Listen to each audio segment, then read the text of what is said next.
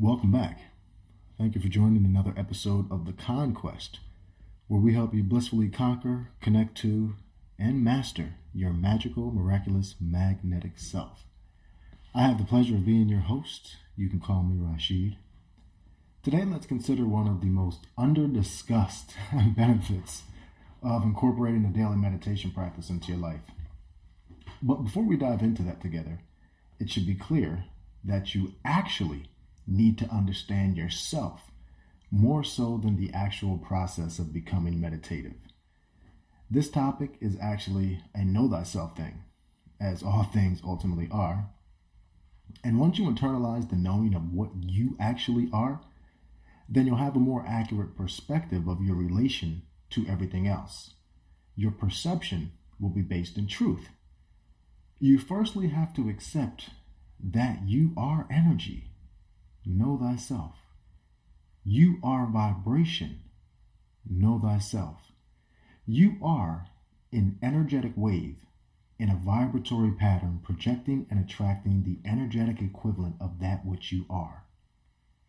Know thyself, and you will know the underlying value of all things. In this particular energetic plane, you have a physical body. Of all your bodies, it's probably the body you're most familiar with, the one you identify with. It's the body you accept as real, since you perceive, via the ego, through the senses, which makes this physical 3D world interface appear solid, dense, real. You also have another body, and we seem to talk about it a lot, but it gets little attention. It's called your spirit, your energetic body, best called your pre-physical body. It's the body which allows your physical body to be manifest. It must exist based on the law of correspondence. As above, so below. It's of a higher vibratory nature than that of your physical body. Remember, life energy always flows from a higher nature, a higher vibration, to a lower vibration. That's why we say, as above, so below. When saying that, we're referring to realms, dimensions, states, stages, or phases of energy. That's what we're referring to when we say that. Remember that science has actually not been able to find matter. As they look deeper into matter, they only find energy. It's actually of utmost importance to understand this, because it's basically a pillar concept in discovering your true nature. You must experience the reality that all things manifest were actually once unmanifest. Now, I think you'd agree that this is a statement of fact. Everything that's here, right, was once not here. Please don't tell me you disagree with that. No, I'm just kidding. But everything that's here, obviously, was once not here. You can easily see that. You can easily accept that. Now take your acceptance a step further back and ask yourself this question. Where was it when it wasn't here? And the only answer to that is that it was not here. It was unseen. It was unmanifest. So if everything was once not here and was once unmanifest, is it not true that all things come from the same place? And that place is the unmanifest? As all things come from that same place, are all things not connected by their source at the source of creation, which is the unmanifest? Now, the unmanifest is the state in which all things dwell prior to being manifest. Accordingly, there's actually nothing in the unmanifest state because it is the unmanifest state. So nothing's manifest there. It's a state of emptiness. The potential for everything exists in emptiness. This is an eternal truth because if nothing is there, anything can be there. If anything can be there, then everything can be there. And if everything can be there, then everything is there, because everything comes from there and the potential for everything is there. In other words, it's already there. It's just unmanifest. Therefore, all potential, all knowledge, all action, all thought, all objects, animate and inanimate, can be assessed based on their true underlying value, which is the unmanifest state. That's how it all works.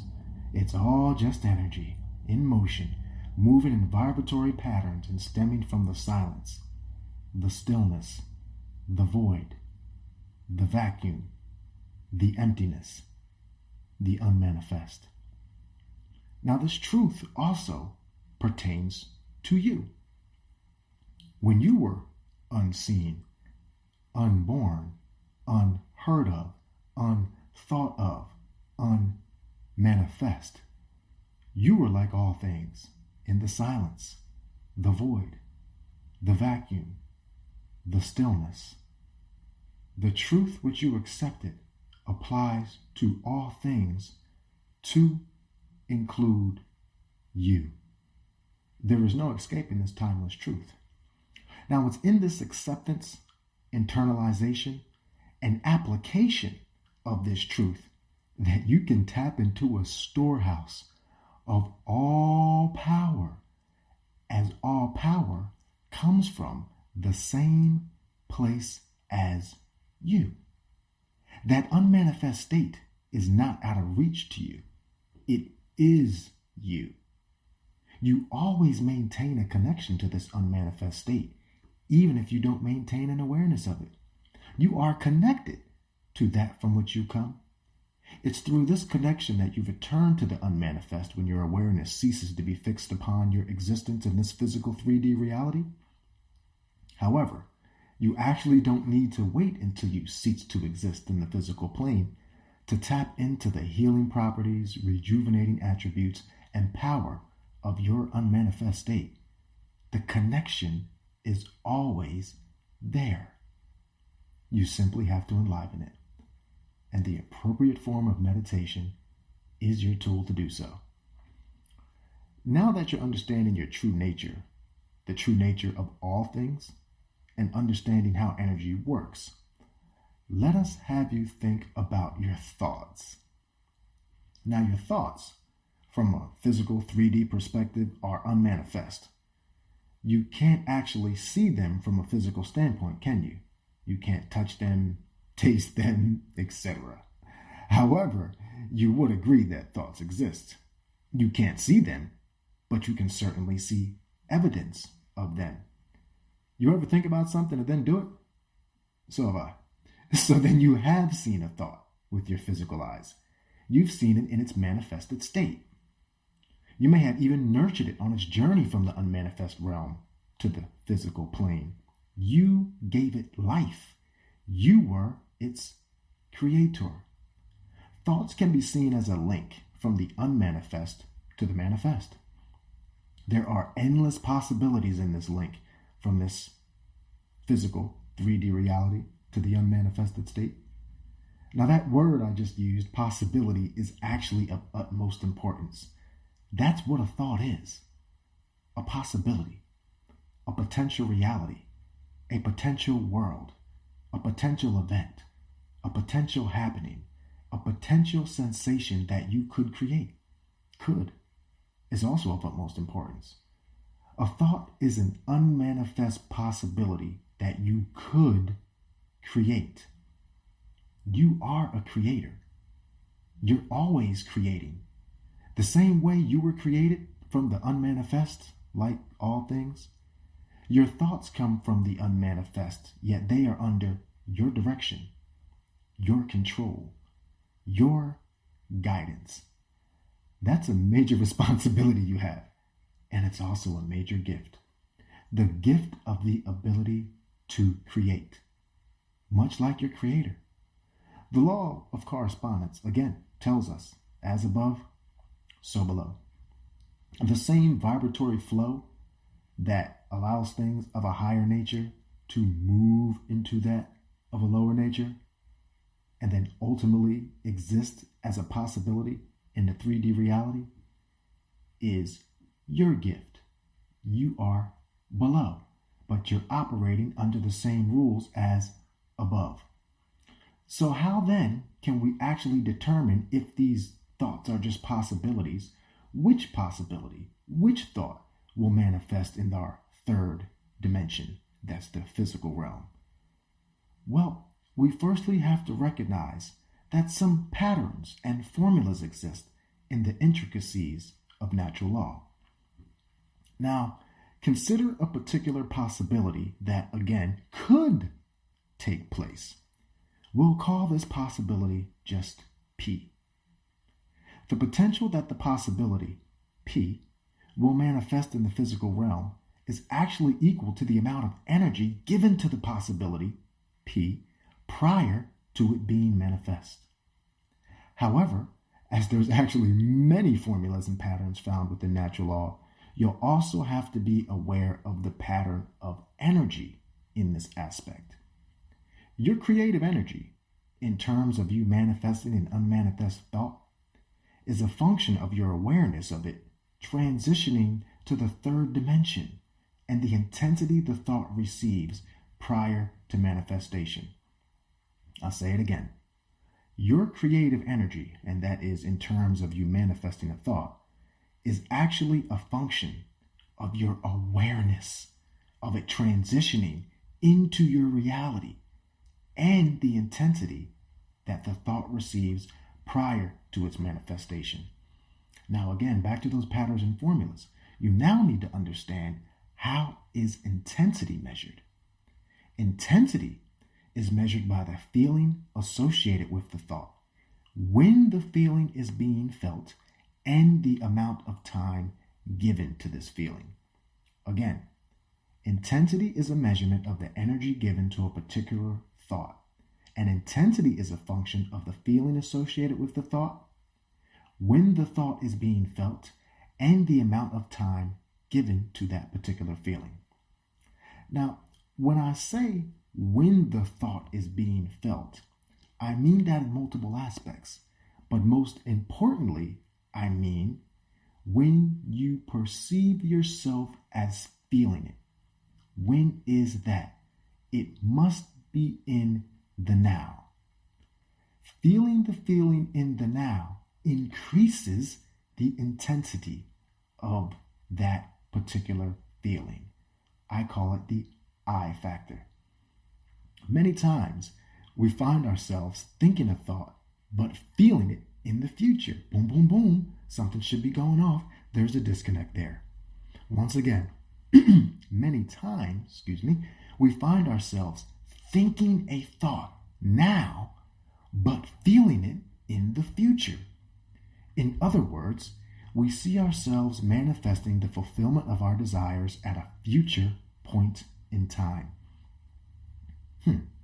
So then if we're doing that, how can the feeling be a vibrational match to the feeling of fulfillment if the feeling is at a future point in time? The fulfillment of the desire, whenever it occurs, will be now. Therefore, the feeling associated with it must be in the now in order to be a vibrational match. Otherwise, the time frame portion of your intensity formula is incorrect, and you'll continue to have the feeling of someone who is going to obtain it, not of someone who has obtained it. This particular error can vastly increase the time of manifestation. Now let's just say the intensity portion of your feeling is what we've just discussed. That's it, the intensity portion. You also have to consider the awareness portion. Remember, the potential physical manifestation of your thought is a function of the energy given to the thought, and a component of it, which makes up the amount of energy the thought receives, is your awareness of the thought coming into being. Awareness is like a catalyst for intentional manifestation. When you're aware, with your physical senses of that which you desire, your potential thought, P, coming into reality, you're actually flooding the thought with energy and extracting it from the ether and bringing it into physical manifestation. This is called the ether extraction process. It's a portion of the ether extraction process. That's how you use your awareness and your senses to pull thoughts from the unmanifest to the manifest. It's really just transmutation. And your senses can help you transmute that energy and actually bring it from the unmanifest to the manifest. You have to see it, taste it, touch it, feel it, smell it, and be completely aware, even to the point of finding physical evidence of your thought possibility coming into physical manifestation. You have to see it. And you have to see it in the now. If you're sitting there thinking how good it's going to be when you achieve this goal, you are sending a message that you have not yet achieved it, because your thought right now is how good it's going to feel when you achieve it. To increase the I factor, you have to think the thought and feel the feelings in the now. Speaking of now that we're understanding your true energetic nature and the underlying value of all things to include your thoughts, we can begin to talk about why a meditation practice can be so life-changing. Remember, everything that was just said is the base knowledge that you really should have. Those are foundational principles to help you understand how it actually works down here. Once you understand that, you'll be rushing to meditation because you realize what it can actually do. So at this point, let's go ahead and talk about that meditation practice. Key word there was practice. You are practicing being meditative. And just like in life, great benefits come from practice. Sometimes you might practice poorly. Oftentimes you spend more time practicing than performing. It's the practice that helps you perform. And the practice of meditation is the same. It follows the same principles. Remember when we mentioned that you always maintain your connection to the unmanifest state despite your awareness of it? Remember that you accepted all things manifest were obviously at some point unmanifest, and you accepted that that must include you? Well, that unmanifest state, which is the underlying value and commonality that all things share, is that what you're practicing connecting to during meditation. What you're doing during meditation is practicing enlivening that source energy within you. You're literally practicing connecting to the source of all things and allowing that vibration of the unmanifest, aka source, to flow through you. You're opening yourself up by connecting your awareness to the source of all that is. That's why you practice stillness of mind, practice silence of mind, practice emptiness of mind. Because you need to be empty to get to the source of everything, because of the source of everything is pure unmanifestation. It is empty. Emptiness of your mind allows you to connect with the universal mind. Firstly, you practice via meditation, just connecting with it. The mere practice itself provides literally a quantum leap, reality shifting, and paradigm changing benefits to your life as the energy of creation begins to flow through you more freely and restores you to a higher vibratory state. You literally get cleansed. Cleansing is another word for healing. Each time you dive into the storehouse of all that is, some of its value remains with you. small portions over time until eventually that energy becomes stabilized in your physical structure and you become a channel of source energy, which by its nature can attract all that is, because all that is stems from it. You thus become better able to seemingly effortlessly attract all that you desire. And trust me, that's just the beginning stages. As you advance in your meditation practice, you more easily and more quickly learn to connect to the universal mind. Once you do, you actually begin to learn how to promote your thoughts while being connected to the universal mind, which is the source of everything. This is when your time to manifestation is decreased exponentially because you're working from the source. This is among the most underdiscussed powers gained from a consistent meditation practice. You allow yourself over time to slow your mind to a state of stillness, a state of least excitement, a state of calmness, a state of emptiness. And it is at that state that the potential for everything exists.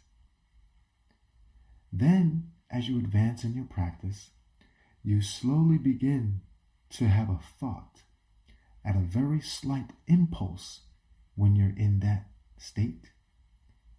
You can feel so good when you're in that state. And as you're feeling good while you're connected to the universal mind, you are projecting, thereby attracting that same vibration that you're feeling throughout all things, because all things come from the unmanifest state and maintain a connection with the unmanifest state. So you're projecting your feeling across all that there is.